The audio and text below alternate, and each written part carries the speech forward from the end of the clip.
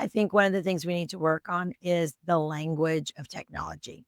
We need to make sure that people understand the difference between a commercial technology product and an education technology product. When we build products in education that are based in learning sciences and pedagogy and research that we know help students learn better, then that's what we focus on the use in the classroom. So whatever kind of device is being used, we know that it's research backed to help teaching and learning.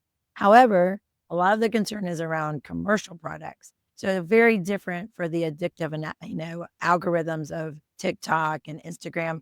That's a very different concern. So we need to help parents in our communities understand better what is the difference between a commercial product and an ed tech product, and that we are take very seriously the ed tech products and how they're implemented in the school. And it's not the same as the kids we see on an iPad in a restaurant. Those are two very different concerns. The other interesting piece there is that parents are also demanding that kids are workforce ready.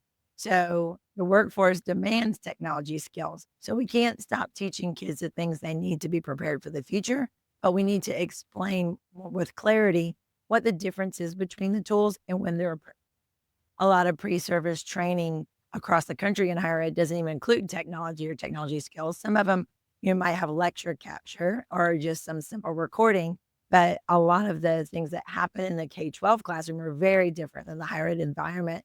And sometimes it's because those teachers haven't even been in the environment in a long time. So I do think we need to take a look at those pre-service programs, make them more hands-on, get extended time in classrooms, serve in different kinds of classrooms. If you're in a rural district, you use a lot of different strategies than if you're in a traditional suburb. So there's a lot of different things to consider. And I think we've been doing a little bit of a cookie cutter pedagogy for pre-service teachers.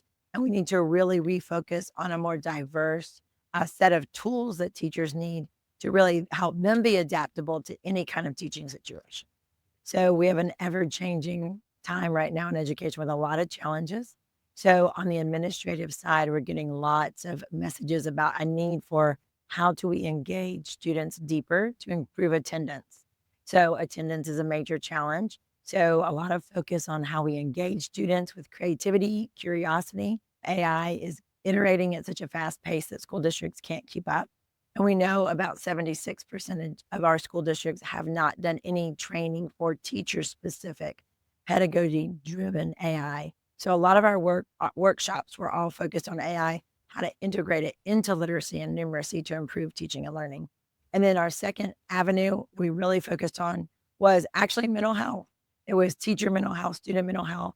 We built a brain gym to give people strategies on how to help teachers and students in themselves to be better in the classroom and actual help students deal with the things they're dealing so they can focus on learning.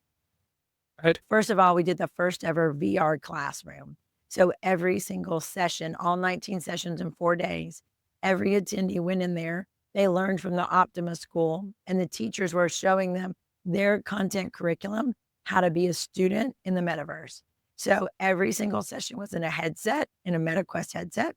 And so they saw what it looks like now to teach and learn. So really, I think immersive is the future. The second thing that was amazing was our student drone show.